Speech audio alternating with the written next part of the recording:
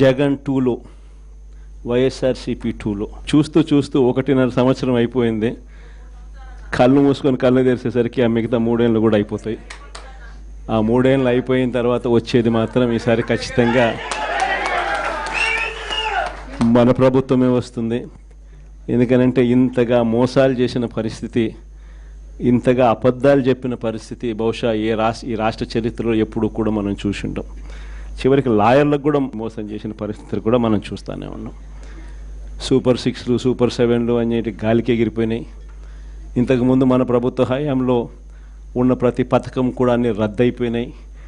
వీళ్ళు చెప్పిన హామీలన్నీ కూడా మోసంగా మిగిలిపోయిన పరిస్థితుల మధ్య ఒకవైపున అన్ని అబద్ధాలు మోసాలుగా కనిపిస్తూ ఉన్న పరిస్థితులు ఒకవైపున ఉంటే, మరోవైపున వ్యవస్థలన్నీ కూడా పూర్తిగా దిగజారిపోయిన పరిస్థితులే కనిపిస్తూ ఉన్నాయి. ఇంత మంచి చేసిన మనకే ఈ పరిస్థితి ఉన్నప్పుడు మరి ఇన్ని అబద్ధాలాడి, ఇన్ని మోసాలు చేసి, ఇంత దారుణమైన పరిపాలన చేస్తూ ఉన్న వీళ్లకు పరిస్థితి రేపొద్దున దేవుడు, ప్రజలు కంతే ఎక్కడ పడతారో నేను వేరే చెప్పాల్సిన పని.